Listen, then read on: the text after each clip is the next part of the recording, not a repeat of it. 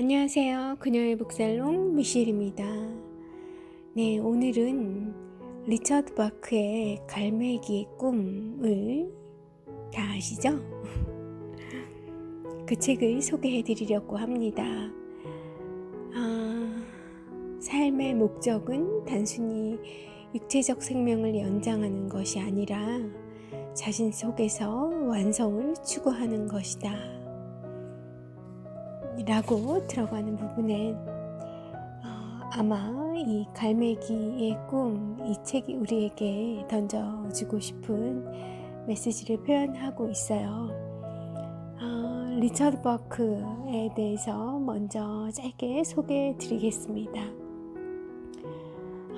바크는 1936년에 태어나 캘리포니아주 롱비치 주립대학에 다녔고요. 이후 비행사가 되어서 미 공군 전투기 조종사를 했었고, 또 영화 스턴트 조종사, 비행 교습사, 항공 기술 저수가 등의 일들을 하셨다고 해요. 첫 부인과의 사이에서 6자녀를 두고, 우와, 많기도 많다. 당시에 미국은 다산이었군요. 갈매기의 꿈을 영화로 만드는 작업을 하다가 둘째 부인 레슬리를 만났다. 갈매기의 꿈 외에도 환상, 영혼의 다리, 하나, 비행, 페렛 연대기 등의 시리즈를 남겼고요.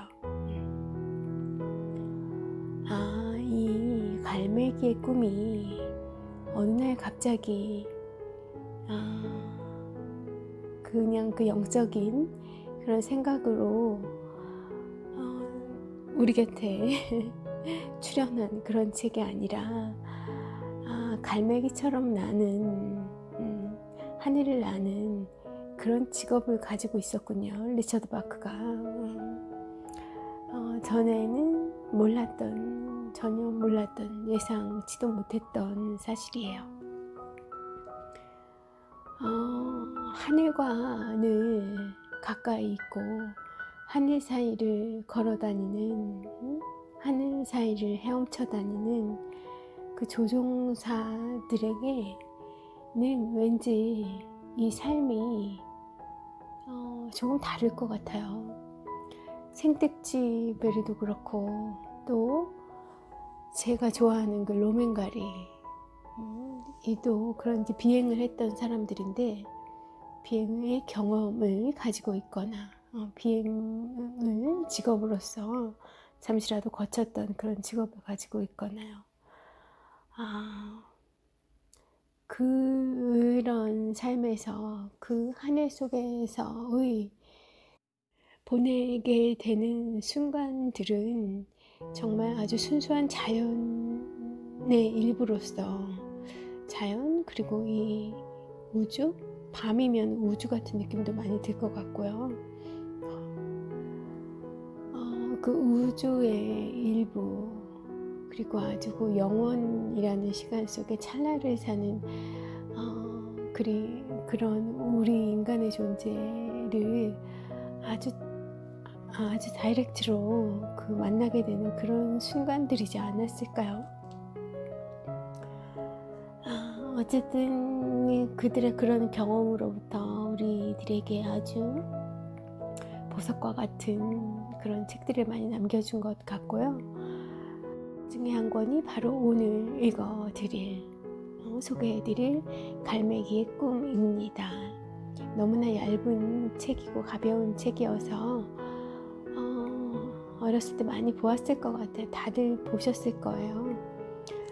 그리고 어떤 이미지는 확실하게 남아있으실 텐데, 훨훨 날아오르는 그 갈매기를 연상하시게 될 텐데, 아마 그것의 세부적인 내용이나 그 안에 담겨있던 그 큰 뜻, 그런 영감 등은 조금 잊으셨을 것도 같아서 오늘 다시 소개, 리마인드 여러분 마음속에 갈매기의 꿈을 소환해 드리려고 합니다.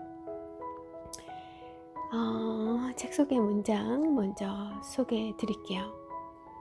그는 갈매기로서는 나는 것이 옳다. 자유는 자기 존재의 본성 자체이다. 그러니까 존재한다면 자유로워야 한다. 존재한다면 자유를 추구해야 한다 라는 거죠. 그것이 종교 예식이든 미신이든 간에 그 어느 형태의 제한이든 우리의 자유를, 나의 자유를 저해하는 것은 무엇이든 물리쳐야 한다고 하는 등 극히 단순한 것들을 이야기했다. 갈매기로서는 나는 것이 옳죠. 갈매기의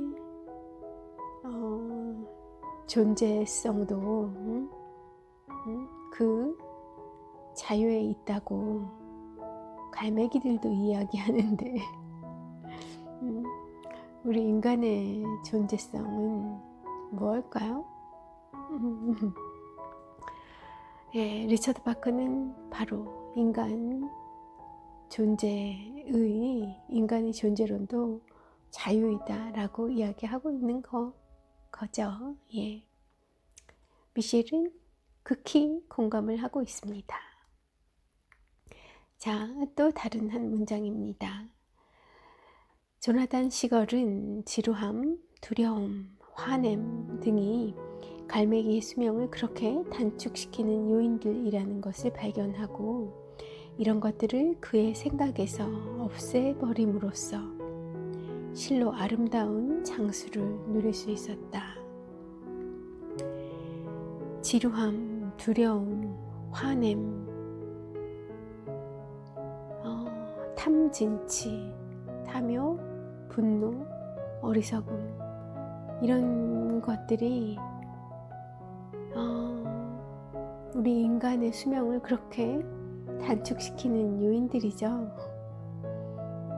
갈매기에게 뿐만 아니라 우리의 수명을 그렇게 갉아먹고 있고 또 우리의 건강을 좀먹고 있는 그런 해로운 것들입니다.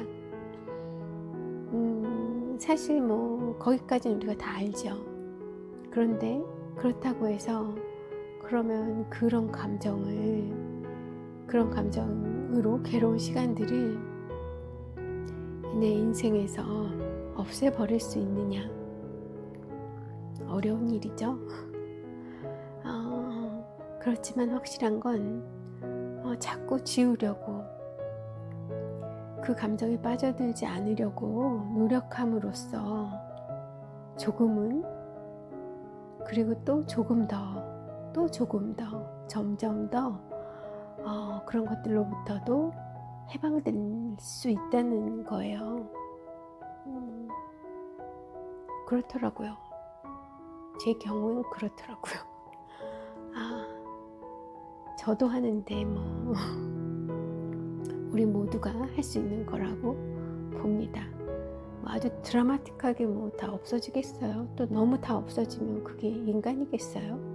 그렇지만 조금씩 줄어드는 것을 느끼고요. 그럼으로써 나의 생이 조금 더 즐거워지면 즐거워지는 거고 행복해지면 또 행복해진다고 표현할 수도 있겠고요. 또 보다 중요한 것에 나의 감정과 에너지를 집중할 수 있게 되는 것 같아요.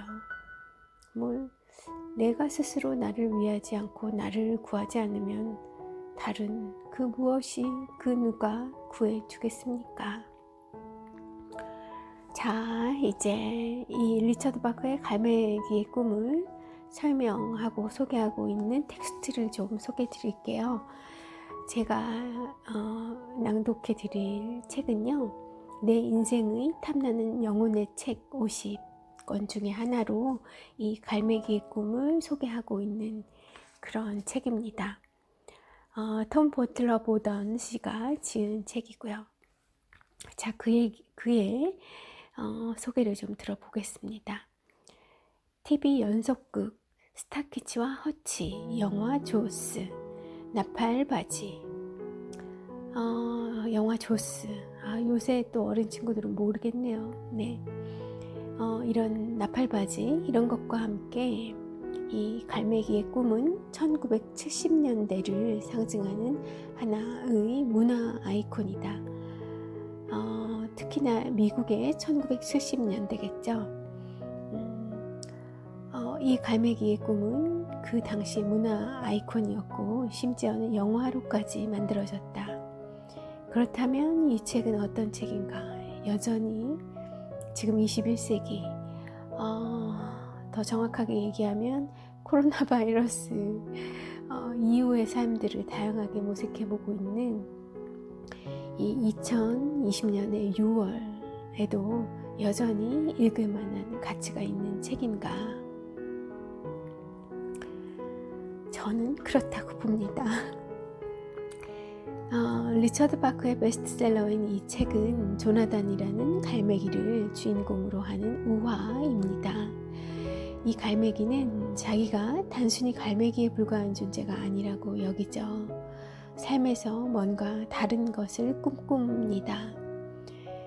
이 책은 전체 분량이 100쪽도 안 되는 데다 갈매기들이 날고 있는 그 꿈꾸는 듯한 그림이 사파가 많이 포함되어 있는 책이에요. 70년대 당시에 등장한 대체 혹은 뉴 에이지 영성의 상징이 되었던 그런 책이기도 합니다. 많은 사람들이 생각하듯 이 이야기에 나오는 조나단의 경험은 예수님의 삶에 대한 비유적 성격이 강하다고 할 수 있고요. 그 점을 부인할 수 없고요. 그렇다고 예수님의 삶, 부처님의 삶, 그들의 삶으로만 바라보면 아니 되어요.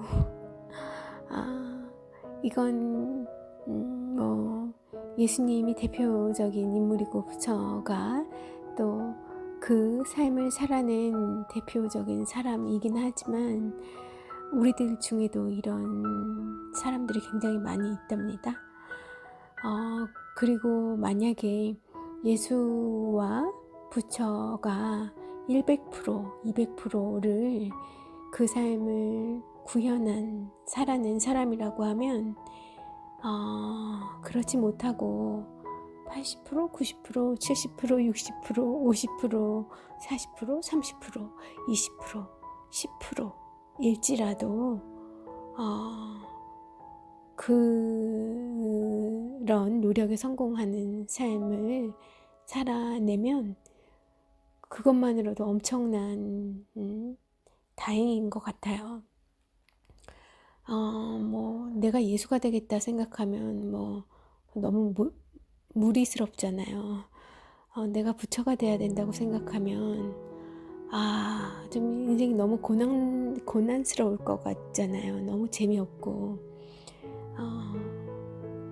그래서 이게 이 갈매기의 꿈에서 이 조나단이 보여주고 있는 그 삶이 이건 우리 인간의 삶이 아니야. 예수의 삶, 부처의 삶이야. 이렇게 치부할 것이 아니라는 말씀을 미셸이 드리고 있는 겁니다. 자, 내용으로 이제 좀 들어가 볼게요. 조나단은 다른 갈매기와 달랐다. 대부분의 갈매기들에게는 나는 것이 중요한 것이 아니라 먹는 것이 중요했다. 그러나 이 갈매기 조나단에게는 먹는 것이 아니라 나는 것이 중요했다. 그의 아버지 조나단이라는 갈매기의 아버지는 그에게 말한다. 아들아, 내가 나는 이유는 먹기 위해서이다. 나는 것을 위해 나는 것이 아니라는 이야기였죠. 아들에게 너 그렇게 살면 안 된다라고 이야기를 했던 겁니다. 그러나 우리 조나단, 이 깔매기 조나단은 개의치 않았어요. 날마다 고속 다이빙을 실험하고 물 위를 저공 비행하는 것으로 나날을 보냅니다. 조나단은 자기의 한계를 시험하려고 했죠. 그러나 애석하게도 여러 차례에 걸친 그의 시도는 실패만을 안겨줍니다. 그 중에 한 번은 수면을 향해 그 어느 때보다 더 빨리 날아보았지만 시간을 맞추는데 에러가 났어요. 그래서 시간을 맞춰서 딱 그 시간에 이 하강하던 걸 멈추고 다시 올라가는 방향으로 돌아섰어야 되는데 그 순간을 놓친 거죠. 그 결과 시속 150km로 벽에 부딪히듯이 그런 속도로 수면에 부딪히고 맙니다. 얼마나 아팠을까요? 그는 혼자 중얼거려요. 나는 갈매기다. 나는 본성적으로 제약된 존재이다. 내가 만약 고속으로 날기로 되어 있었다면 매와 같이 짧은 날개를 가지고 물고기 대신 쥐를 잡아먹고 살겠지. 그런데 나는 매가 아니니까. 나는 그저 갈매기니까. 이런 이제 포기하라는 나의 목소리가 들려왔던 거겠죠. 그래서 조나단은 야망을 접어요. 그리고는 그저 아버지가 원했던 대로 갈매기 떼의 일부가 되어서 갈매기들이 해오던 대로 그렇게 자기도 안전하게 그렇게 하기로 합니다. 그런데 또 그 순간 그의 머릿속에 이런 목소리가 올라오는 거예요. 나도 날개를 몸에 좀 더 바싹 붙이고 날 수만 있다면 초고속으로 날면서 뭐처럼요? 매처럼요. 비록 갈매기지만 내가 이 몸에 좀 더 바싹 날개를 붙이고 날 수만 있다면 초고속으로 날면서 약간씩 방향을 바꿀 수 있게 그렇게 만들어진 날개를 매의 날개를 그렇게 비슷한 효과를 낼 수 있지 않을까 하는 생각이 이제 또 한편에서 올라오는 거예요. 그래서 우리 조나단은 또다시 시도합니다. 직하강을 시도하면서 시속 220km로 속력을 내요. 마치 달빛 아래서 무릎을 껴안고 회색 포탄처럼 빠르게 다이빙하는 것 같았다라고 책 속에서 묘사하고 있습니다. 이렇게 노력을 한 끝에 그 다음 날은 그 첫날의 기록을 깨고요. 220km가 아니라 시속 320km로 날아서 갈매기로서는 날 수 있는 최고 기록을 수립하게 되죠. 조나단은 이를 자축하는 마음으로 까마득히 높은 곳에서 수직 하강하여 자기가 속한 갈매기 떼의 중간을 뚫고 지나갑니다. 다행히 그 갈매기 떼의 누구도 다치지는 않았어요. 그런데 이거 뭐야 뭐 이랬겠죠. 쟤 뭐니? 쟤 왜 저렇게 나대니? 그런 의견들도 있었을 거고요. 그의 아버지, 조나단의 아버지에게는 우리 아들은 왜 이렇게 나의 말을 듣지 않고 내가 일러주는 대로 안전하게 살지 않고 왜 저렇게 항상 무리를 일으키고 일어나 하지 않았을까요? 우리의 조나단 군일까요? 양일까요? 알 수 없어요. 이 책이 번역되기를 그는이라고 표현을 한 거 보니까 원문에 아마도 he라고 쉬가 아니라 히로 원문에 되어 있었나 봅니다. 이 조나단은 자기가 갈매기 종족을 새로운 단계로 상승시킬 수 있다고 믿는 그런 믿음이 있었어요. 그러니까 마치 예수님과 같은, 부처님과 같은 그런 깨달음과 의지가, 그리고 그들의 이상이 있었다는 거죠. 내가 인류를 자유롭게 자유케 하리라. 그런 구원하겠노라 하는 그런 스스로의 큰 꿈을 가지고 있었다는 거죠. 조나단 본인이 알게 된 것을 동료 갈매기들에게 가르쳐 주기만 하면 그들도 이제 입에 접에 어선들의 꽁무니를 따라다니며 물고기 머리나 얻어먹고 연명하는 그 따분한 삶을 살지 않아도 되리라. 그렇게 나의 동료들도 나처럼 자유롭게 되리라 믿었던 거예요. 그는 그들에게 한 단계 더 높은 존재 방식을 보여주리라 자부했던 겁니다. 그런데 다음 날이 되자 조나단은 갈매기 의회에 소환을 당해요. 바로 전날의 그 무모한 무책임스러운 비행 때문에 소환을 당한 거죠. 수모를 당하고 갈매기 사회에서 추방을 당하게 됩니다. 무엇보다도 그는 갈매기가 사는 목적이 오로지 많이 먹고 가능한 한 오래 살아남는 것, 그것이 갈매기가 사는 목적, 존재의 이유라는 사실을 이해하지 못했어요. 이해하지 못하는 게 아니라 받아들이고 싶지 않았겠죠. 조나단은 저 멀리 낭떠러지에 서서 혼자 나날을 보내게 됩니다. 슬프기 그지없었죠.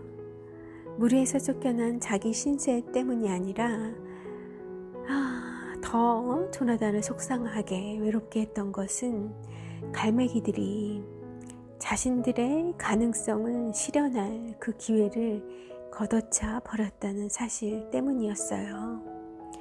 그러나 그 와중에도 조나단은 계속 새로운 행동 방법을 연구합니다. 그는 여러 차례 시행착오 끝에 잘 조절해서 고속으로 물속에 다이빙하면 물 표면에서 어느 정도 떨어진 깊은 물속에서 헤엄쳐 다니는 더 맛있는 물고기를 잡을 수 있다는 사실을 발견하게 된 거예요. 아주 고속으로 물속에 다이빙을 하면 이 물 표면에서만 고기를 잡을 수 있는 것이 아니라 보다 그 깊은 물속에 헤엄쳐 다니는, 아마도 고기가 좀 더 클 수도 있고요. 더 다양한 종류들이 있겠죠. 그리고 보다 깊은 바다에 그런 좋은 성분들을 많이 담고 있는 더 퀄리티 있는 물고기를 잡아먹을 수 있다는 사실을 발견하게 된 거예요. 경험을 통해서. 이건 무엇을 의미하냐 하면요, 아이러니컬하게도 먹는 것에 대한 집착에서 벗어나 나는 일 자체를 사랑하니까 물고기를 더 많이, 더 양질의 물고기를 잡을 수 있게 된 것이죠. 이렇게 외로운 시간을 절차탕마하며 보내다가 조나단은 자기처럼 날기 위해 나는 갈매기들, 먹기 위해 사는 갈매기들이 아니라, 먹기 위해 나는 갈매기들이 아니라 날기 위해 날고 있는 갈매기들을 만나게 됩니다. 자신과 같은 그런 이상에 도전하고 있는 갈매기들을 만나게 되는 거예요. 날기 위해 나는 갈매기들, 좀 더 발전한 갈매기들을 만나게 됩니다. 그들은 갈매기들에게는 일종의 천국과 같은 더 높은 경지로 조나단을 인도하죠. 그들은 조나단 같은 갈매기는 100만 마리 중 한 마리 나올까 말까 하는 갈매기로서 산다는 것이 그저 무의미하게 한평생을 사는 것이 아니라 무슨 방법으로든 자신의 완성을 추구하는 것이라는 삶의 교훈을 배웠기 때문이라고 이야기해 줍니다. 대부분의 갈매기들은 1000번의 윤회를 거쳐야 이런 깨달음에 이를 수 있다면서요. 어떻게 느낌이 좀 오실까요? 어떻게 보면 그 예수와 부처가 너무 멀다고 하면 우리 잠깐 스티브 잡스나 마크 주커버그 이런 정도를 눈앞에 그려볼까요? 그들도 이런 100만 마리 중 한 마리 나올까 말까 하는 갈매기 중에 하나였던 거죠. 그런데 제가 앞서도 말씀드렸지만 저더러 스티브 잡스가 되라, 김연아가 되라 그러면 너무 버거워요. 이미 다 늦은 것 같고 포기하게 되죠. 시도도 안 해보고 포기하고 싶어져요. 그런데 그런 생각을 바꿔주는 문장이 바로 또 뒤에 있습니다. 들어보세요. 우리는 우리가 이 생에서 배운 것을 통해 우리의 다음 생을 선택하는 것이요. 이 생에서 아무것도 배운 것이 없다면 내 생도 지금과 똑같아서 모든 제약과 무거운 짐을 그대로 지고 싸워가야 하오. 우리는 우리 자신의 완성을 추구해야 하는데 그것이 바로 우리가 지금 살아가는 이유인 겁니다. 자, 이 갈매기의 꿈은 예수의 삶을 형상화하고 있는, 담고 있는 우리에게 알려주는 책이라고 미국에서는 많이 그렇게 인식이 되어 왔어요. 그렇지만 사실 여기에 있는 이 내용, 1000번의 윤회를 거쳐야 이런 깨달음에 이를 수 있다. 그리고 이 생에서 배운 것을 통해 다음 생을 선택하는 거다. 우리의 생들이 이어진다. 이번 생에서 어느 단계까지 나를 변화시키고 갈고 닦아 놓는다면 그것이 다시 다음 생에서 리셋되는 것이 아니라 다음 생은 바로 그 지점에서 시작하는 거다. 그것이 다음 생의 출발점이 된다. 그러므로 매 생에서 우리가 갈고 닦은 것은 부질없는 것이 아니라 굉장히 의미 있는 거죠. 다음 생에 다시 원점으로 돌아가서 다시 처음부터 해야 되는 것이 아니고 다음 생에서는 그만큼 내가 이 깨달음 보다 자유롭게 사는 그 삶의 지혜가 이미 높아진 단계에서 시작할 수 있다는 거예요. 그러면 그 생은 어떻겠어요? 그 생에서는 제가 스티브 잡스가 될 수도 있는 거고요. 이 생에는 제가 김연아가 못 되더라도 다음 생에서는 연아도 빌 게이츠도 또 테슬라의 일론 머스크처럼 그 삶을 제가 살 수도 있는 겁니다. 그래서 우리가 이 비밀, 조나단, 이 갈매기의 비밀, 우리 인간의 삶이란, 생이란 그것에 대한 비밀을 알게 된 시점이 40세이든 50세이든 60세이든 100세이든 늦지 않은 거예요. 그때라도 알게 되었다고 하면 조금이라도 방향을 그 방향으로 바꿔놓고 내가 바라보는 관점도 바꿔놓고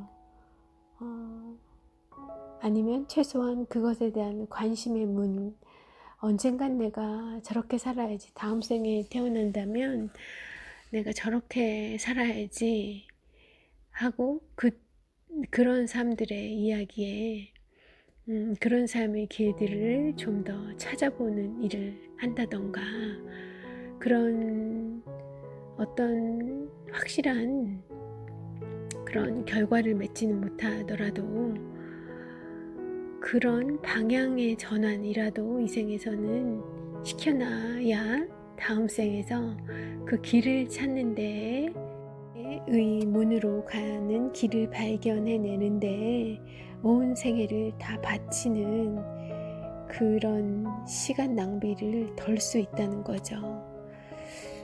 사실 제가 지금 말씀드리고 있는 이야기들은 이 책 갈매기의 꿈을 통해서 알게 된 내용들이 아니라 제가 최근 2, 3개월 사이에 보고 있는 그런 여러 책들을 통해서 알게 된 내용이거든요. 그런데 이 갈매기의 꿈이 같은 얘기를 하고 있었다는 거를 어젯밤에 알은 거예요. 아주 그냥 놀랍습니다. 그리고 이제 미국에 아무래도 그 나라의 종교가 크리스찬이고 이랬다 보니까 이 책에 조나단의 삶을 예수의 삶에 빗대어서 이야기가 많이 되어 왔다지만 사실 그 안에 담고 있는 메시지는 굉장히 동양적이고 불교적인 것 같아요. 윤회, 내생, 그리고 끊임없는 그 수련과 갈고 닦음, 이런 것들이 말이죠. 자, 다시 책 속으로 돌아가 보겠습니다.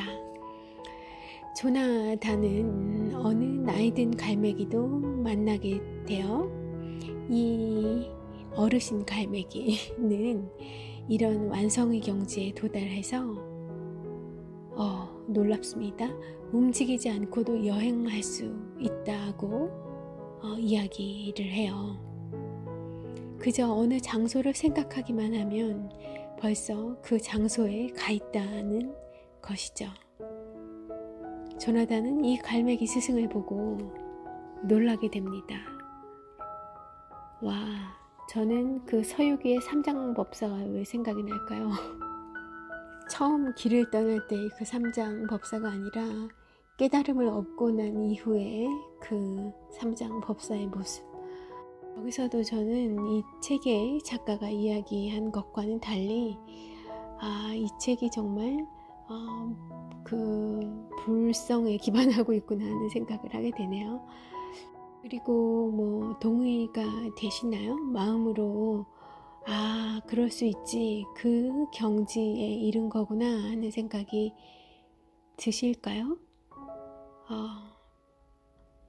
저는 조금 드는 것 같아요. 근데 제가 만약에 서유기를 보지 않았었더라고 한다면, 최근에 다시 쭉 그 요약해 놓은 내용이랑 이런 거로 다시 한번 훑지 않았었더라고 하면 아마 이 마음이 지금 제가 느끼는 것처럼 그 정도의 강도로 저에게 울림이 있지는 않을 것도 같은데요.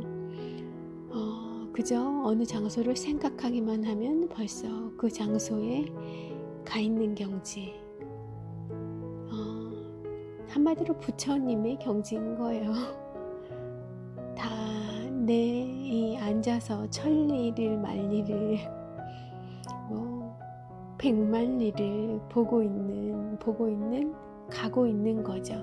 여기 있지만 거기도 있고, 거기 있지만 여기도 있고. 그리고 드디어 조나단, 우리의 주인공 갈매기 조나단도 자기가 단순히 뼈와 깃털만으로 된 존재가 아니라 그 어느 것에도 제약받지 않는 자유와 비상의 완전한 생각임을 인식하게 되는 경지에 이릅니다. 놀랄 만큼 훌륭한 새는 남다른 업적을 이루어내는 새가 아니라 자기를 다르게 볼 수 있는 새였던 거죠. 그러니까 80세가 애 깨닫던, 60세에 깨닫던 10세에 이미 깨달았건 스티브 잡스처럼 그 깨닫는 시간에 따라 남은 인생이 이제 일찍 깨달으면 스티브 잡스의 삶을 살 수 있는 거고요. 80에 깨달았으면 이제 막 방향을 바꿔놓고 시도 걸음마를 하다가 또 세상을 하직하게 될 수도 있지만, 그런데 그것이 그 생이 이루어놓은 결과, 업적을 놓고 보면 스티브 잡스와 무명의 할아버지와 할머니와는 업적 면에서 엄청난 차이가 있을지라도, 그렇지만 어떤 의미에서는 누가 더 낫다, 아니다를 판단할 수 있는 게 아니라 둘이 똑같다는 거예요. 이 깨달았다는 측면에서는. 깨닫기만 하면 그 다음은 가면 되는 거고, 이 생에서 다 못하면 또 다음 생에 이어서 하면 되는 거니까요. 깨닫았다는 측면에서는 스티브 잡스와 80세에 깨달은 할머니, 할아버지와 같다는 겁니다. 본질적으로 같다는 거예요. 근데 80세가 아니라 90세가 되었어도 깨닫지 못하고 가면 그건 참 이제 안타까운 인생인 거죠. 어떻게 보면 저는 사실 조금 깨달은 건 같아요. 그래서 이제 제가 노력만 하면 되네요. 이 노력해야 된다는 거를 회피하고 싶어서 그게 힘들 것임을 알기에 인간이 꾀를 부려서 일부러 깨닫고도 깨닫지 않은 척 그렇게 많이들 하고 있다. 그런 얘기를 하시는 강연도 제가 들은 적이 있습니다. 웃음 나오지만 어쩌면 나도 그랬었겠구나. 이거 알고도 행하지 않으면 참 나에 대한 자괴감이 밀려올 테니 알은 이상 행해야 할 텐데, 그 행하는 것이 얼마나 나를 바꿔야 한다는 것인가. 그래서 그냥 모르는 채로, 눈을 감은 채로 내가 살던 대로 살겠소 라고 택하는 경우가 많다는 거죠. 자, 어떤 길을 택하시겠습니까? 솔직히 다 깨닫고 계신 것 아니신가요? 그래서 우리의 조나단은 자기가 단순히 뼈와 깃털만으로 된 존재가 아니라 어느 것에도 제약받지 않는 자유와 비상의 완전한 생각임을 재인식하게 되는 경지에 이르고요. 놀랄 만큼 훌륭한 새는 남다른 업적을 이루어내는 새가 아니라 바로 자기를 다르게 볼 수 있는 새라는 것을 알게 됩니다. 더 잘 알 수 있는 방법은 누군가가 그것을 발견하도록 언제나 기다리고 있습니다. 자신을 바라보던 기존의 방식에서 벗어나지 않는다면, 기존의 방식대로만 자신을 바라본다면 우리는 결코 우리에게 다른 가능성들이 있음을 알아볼 수 없습니다. 조나단은 깨닫죠. 멋지게 나는 법을 배우는 것은 신의 섬광 같은 갈매기의 진정한 본성을 표현하기 위한 발걸음이라는 것을요. 멋지게 나는 법을 배우는 것은 신의 섬광과 같은 갈매기의 진정한 본성, 자유를 표현하기 위한 발걸음이라는 것을요. 꼭 신의 섬광까지 아니더라도요, 인간의 섬광, 인류의 섬광, 우주의 섬광, 인간의 본성, 이렇게 표현해도 한치의 모자람도 없을 것 같습니다. 이 책 갈매기의 꿈에서 리처드 바크가 말하는 위대한 갈매기는 이제 동료 갈매기들을 구하고 가르치는 그런 선생님이 되죠. 선생님이 된 조나단일 텐데요. 이 위대한 갈매기 조나단은 새로운 것을 배우려는 갈매기에게 비록 갈매기 무리에서 쫓겨난다고 하더라도 그것을 불평하지 말라고, 불평해서는 안 된다고 일러줍니다. 오히려 그들을 용서하라고 하죠. 용서하면 그들도 언젠가 그가 택한 길을 이해하고 그에게서 그 길을 배우게 될 것이라고 자신의 그 후배, 자신을 쫓는, 자신에게 배우고자 하는 다른 갈매기들에게 그런 가르침을 전합니다. 우리가 남과 다르면 사람들은 우리가 악마이거나 신일 거라며 딱지를 붙이지만 그중 어느 쪽으로 분류되더라도 상관하지 말고, 그럼에도 불구하고 사랑과 용서를 택하는 것이 우리가 배워야 할 최상의 교훈이라고 조나단은 자기의 제자들에게 이야기합니다. 네, 이것이 이 책 전체의 줄거리였어요. 진정으로 영감을 얻으시려면 직접 풀 원본을 다 읽으셔야 하고요. 길지 않아서 몰입해서 읽으면 40분, 1시간, 넉넉 잡고 1시간이면 다 읽으실 수 있을 만한 짧은 이야기이지만 마치 해변을 걷는 것처럼 우리들의 마음을 맑게 하고 세상을 보는 안목을 높여주는 그런 책입니다. 곁에 두시고 생각날 때마다 한 번씩 열어보시거나 뭔가 일이 잘 풀리지 않을 때, 그럴 때 또 휴식의 시간을 보내는 그런 공간을 함께 가지고 다니시기 아주 적절한 그런 우정 같은, 나의 수호천사 같은 책이지 않을까 하고요. 너무나 지나치게 소박한 내용이라고 느껴지는 분들도 있을지 모르겠어요, 이 책이. 그러나 사실 영원한 진리는 언제나 소박하고 단순하다는 것을 기억하세요. 바닷가에서 과자 부스러기나 빵 조각을 얻어먹겠다고, 그리고 인간에게 이 주는 그 빵 쪼가리, 빵 부스러기, 그거 새우깡 이런 거 얻어먹겠다고 다투는 갈매기들 보면 이제 아무것도 아닌 아주 사소한 것으로 다투는구나, 아무것도 아닌 저 사소한 일에 인생의 모든 것을 걸고 있구나, 저 갈매기들은.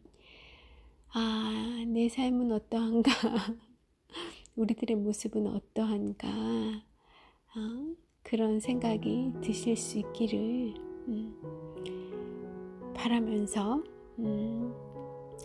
이 책이 우리에게 이야기해 주는 대로 우리의 그 좁아터진 아주 얇고 좁은 그렇지만 그 강력한 고정관념과 편견에서 벗어나기만 하면